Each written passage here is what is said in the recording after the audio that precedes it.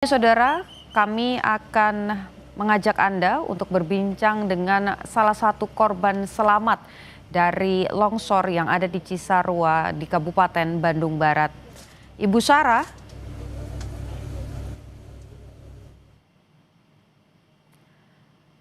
Ibu Sarah bisa mendengar suara Putu di studio? Ya, dengar. Oke, Ibu, pertama kami turut menyayangkan apa yang terjadi saat ini begitu ya di Cisarua. Kalau Anda bisa gambarkan kepada kami sebetulnya situasinya seperti apa saat itu?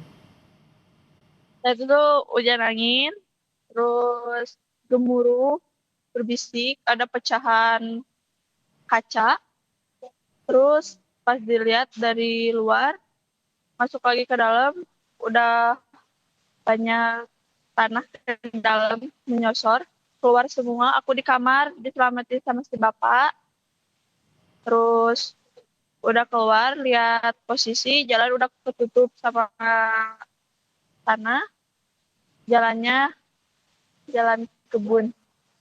Hmm. Pada saat peristiwa itu terjadi, Anda sempat terpisah dengan pihak keluarga, lalu bagaimana proses Anda bisa kemudian menyelamatkan diri? Apakah mendapatkan bantuan juga dari petugas? Nggak nyelamatin dulu anak sendiri, Mhm. terus pas itu kan udah mau ke jalan, tapi tanah udah sampai kaki, tapi masih bisa gendong anak, terus anak diestapitin ke orang lain. Mhm. Ini pasti pengalaman yang tidak mudah kemudian untuk dilewati begitu. Ketika kemudian longsor sudah terjadi, Anda berhasil menyelamatkan diri bersama dengan anak Anda, apa yang kemudian dilakukan? Kemana kemudian Anda mencari tempat yang lebih aman?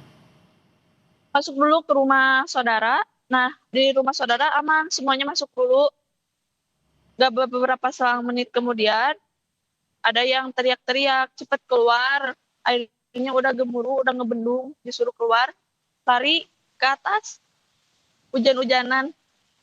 Mhm.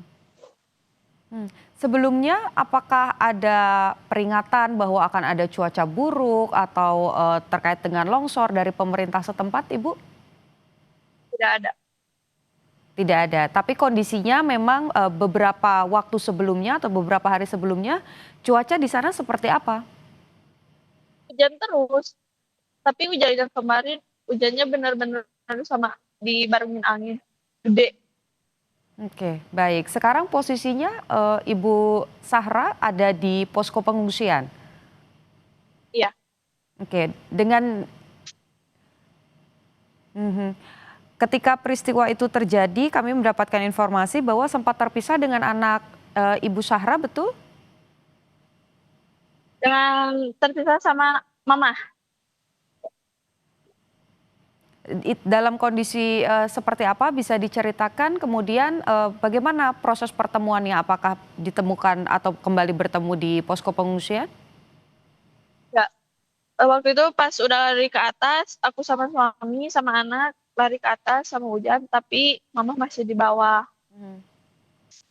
Ke rumah dulu saudara, minta dulu ada yang ngasih selimut buat dede, soalnya. Nah, udah itu disuruh lagi, sok weh, pergi, soalnya situasi udah gak aman. Di situ pergi ke bawah, udah pergi ke bawah, langsung ke sini ke pos.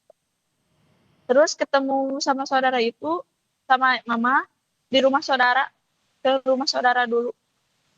Oke. Sampai dengan hari ini apa masih ada keluarga ataupun juga kerabat yang masih terpisah atau semua sudah berkumpul kembali, Ibu Sahra?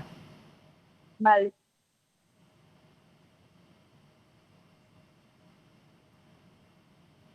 Ibu bisa mendengar suara Putu?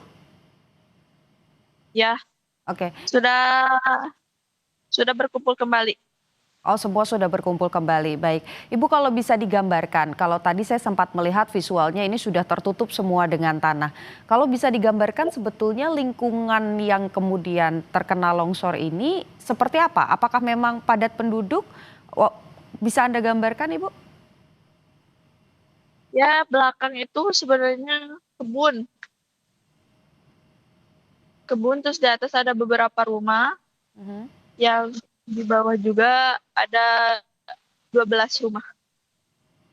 Ada 12 rumah. Masih ingat jumlahnya berapa kemudian warga yang tinggal di area tersebut? Banyak, cuman rumah satu yang terselamatkan dari 12 rumah itu. Mhm. Sebelum-sebelumnya pernah terjadi juga kah peristiwa seperti ini atau ini pertama kali terjadi, Bu? Pertama kali, Pertama kali. Anda, kalau saya boleh tahu, Anda sudah tinggal di area tersebut, sudah berapa lama atau sejak kapan, Ibu? sejak dari kecil. Sejak dari kecil dan memang, sebelum-sebelumnya juga tidak ada peringatan bahwa area tersebut berbahaya begitu ya? Ya, Baik. Sekarang posisinya, sudah ada di posko pengungsian atau masih di rumah saudara? posko pengungsian. Di posko pengungsian. Apa yang paling Anda butuhkan saat ini? Apalagi juga, punya bayi begitu ya, punya anak kecil? Ya, perlengkapan bebek sama baju. Mhm. Maaf Ibu suaranya kecil, boleh diulang sekali lagi? Apa kebutuhan, Anda supaya penonton yang, juga ingin memberikan bantuan ini mengetahui apa saja kebutuhan kebutuhan di posko pengungsian? Perlengkapan bayi sama baju. Baik, kalau obat-obatan, kemudian, apa namanya, pakaian, apakah semua bantuan sudah terpenuhi di posko pengungsian? Sudah. Sudah terpenuhi. Baik, Ya, Ibu, mmm, kalau, di posko pengungsian sendiri ini banyak juga, anak-anak atau balita dan juga lansia? ya, banyak. Mhm. Apa yang mereka keluhkan atau mereka butuhkan saat ini, Bu? Ya, sama kayak aku pakaian, terus perlengkapan bayi juga, Obat-obatan? obat-obatan, ya, buat lansia. Mhm. Sampai dengan saat ini kondisi para pengungsi seperti apa, Bu? Apakah ada yang, mengalami sakit atau, dampak dari longsor, kemudian ada yang mengalami luka? Ya, ada yang ngalamin luka, ada yang sakit. Mhm. Dari keluarga Ibu Syahra, berarti total ada berapa yang saat ini berada di pengungsian? Ada berapa ya? Banyak tuh kehitung. Ada banyak, oke baik. Mbak, ini kan, pertama kali terjadi setelah Mbak Zahra juga tinggal di lokasi ini sekian lama begitu dan, ternyata lahannya atau tanahnya ini tidak stabil. Apakah, Ibu juga berharap untuk kemudian rumahnya dipindahkan ke lokasi yang lebih aman? Iya, berharap gitu. Mhm, apa yang mau disampaikan kepada pemerintah?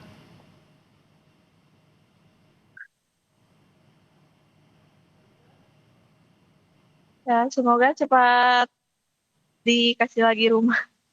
Oke, baik. Terima kasih Ibu Zahra sudah berbagi dengan Kompas TV. Kami harap semua kebutuhan di posko pengungsian terpenuhi dan seperti tadi harapannya tempat tinggal yang nyaman begitu dan juga aman ini bisa segera diberikan. Terima kasih sudah berbagi dengan Kompas TV. Sehat selalu, Bu Zahra. Terima kasih.